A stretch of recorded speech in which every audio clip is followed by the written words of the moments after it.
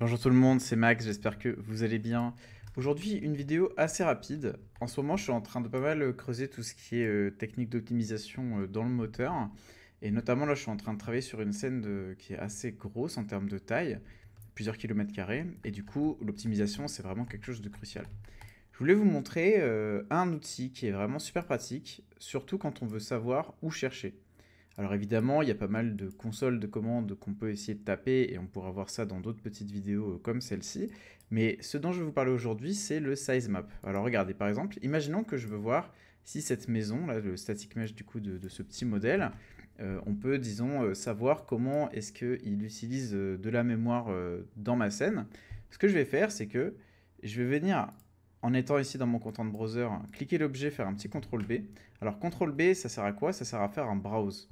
Donc en gros, le browse, ça va localiser l'asset à un endroit de mon projet. Là, on voit qu'il est ici, SM Trailer House B Building. Et une fois que je vais avoir mon asset, je vais faire un petit clic droit ici et je vais faire un size map. Ici, vous voyez, Alt Shift M, le raccourci. Hop, on le voit. On va avoir accès à ce petit tableau. Alors, on peut peut-être ne pas trop comprendre comment le lire. Alors, on peut l'étendre, hein. Vous pouvez aller. Le mieux, c'est qu'il prenne tout votre écran.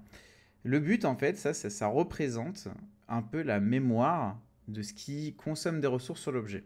Votre carte graphique, il faut imaginer qu'elle a une sorte de, voilà, de bande passante. Et donc, quand vous chargez en 3D, donc dans Unreal, des modèles ou dans un autre moteur, hein, ça marche comme ça, vous appelez des assets avec leurs matériaux, leurs textures, leurs polygones et tout un tas d'autres choses. Et du coup, ça va avoir un poids pour la carte graphique. Et vous ne pouvez pas aller à l'infini, parce que si vous allez à l'infini, bah, au bout d'un moment, soit votre jeu RAM, soit votre scène, elle met très très longtemps à se rendre, et donc ça nous pose un peu problème. Le size map va permettre, vous voyez, il y a ça, des petites couleurs, entre guillemets, pour voir un peu de quoi il s'agit. Mais globalement, vous voyez que là, j'ai des représentations de matériaux. On voit que sur le matériau, par exemple, MI Wallpaper 4, eh bien, la diffuse prend 8 mégas. Que la normale prend elle aussi 8 mégas et qu'il y a d'autres textures qui sont un peu plus mineures. Donc ça, c'est vraiment bien parce que déjà, vous voyez que si je devais un peu supprimer des choses sur cet objet ou essayer de les réduire, bah, on voit que là, ce qui pose problème, par exemple, ça va être le MI Electric Box. Donc c'est un matériau. Ce matériau prend plus de place que les autres. Vous voyez, il est à 25 mégas là. Enfin, si on cumule, ça nous fait presque 75.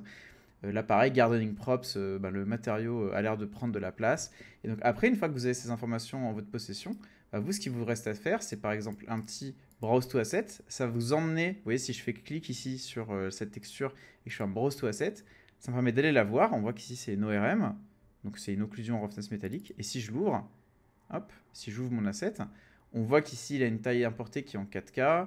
Et éventuellement, je pourrais essayer d'aller chercher des choses, par exemple, changer son maximum texture size pour pas que la texture ne soit jamais chargée en 2048, mais par exemple, elle soit sur un truc inférieur, par exemple 1024 ou 512.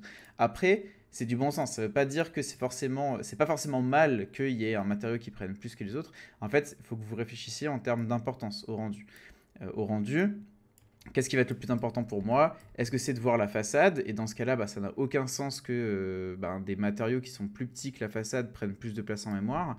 Est-ce que c'est quand je suis à l'intérieur, eh ben, il faut vraiment que les assets soient jolis, etc. Donc je vais devoir laisser des possibilités. Là, après, c'est à vous d'un peu voir. Moi, ce que je vais vous montrer dans cette vidéo, c'est comment est-ce que vous pouvez visualiser sur un objet ce qui prend de la mémoire dans la carte et ce qui en prend pas. Donc voilà, on récapitule. On prend l'objet, on fait un petit CTRL B, ça browse, et après on part dans les size maps.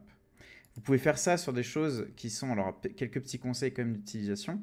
Là, vous voyez, j'ouvre un asset, l'asset est chargé. Le mieux, c'est quand même d'avoir l'asset qui est visuellement à l'écran. Parce que si vous chargez des choses qui ne sont pas, entre guillemets, dans l'éditeur, regardez, par exemple, là, je vais aller sur un level, je vais prendre un level au hasard et je vais essayer de faire un show map, par exemple, sur un first person map ici, size map. Vous voyez là, j'ai accès à certaines informations. En fait, j'ai pas accès à toutes les informations. En fait, le plus pertinent, ce serait de faire ça sur un level quand le level il est ouvert dans l'éditeur. Donc un objet qui serait pas chargé à l'écran, évitez quand même de faire un check du profil size map parce que vous allez probablement avoir un résultat qui sera peu précis ou qui sera un peu erroné. Quand vous allez faire ça par exemple sur des blueprints de personnages, bah, il vaut mieux que le personnage soit bien présent dans la scène, comme ça on voit est-ce que c'est l'animation blueprint qui prend des ressources, est-ce que c'est autre chose, etc. Voilà, donc c'est assez rapide. Évidemment, sur la chaîne, je vous invite à explorer. Il y a d'autres vidéos qui traitent un petit peu de l'optimisation et de comment on peut mieux utiliser Unreal. Donc n'hésitez pas à aller voir. Le 16 map, c'est vraiment important. Et malheureusement, je ne vois pas souvent mes étudiants l'utiliser.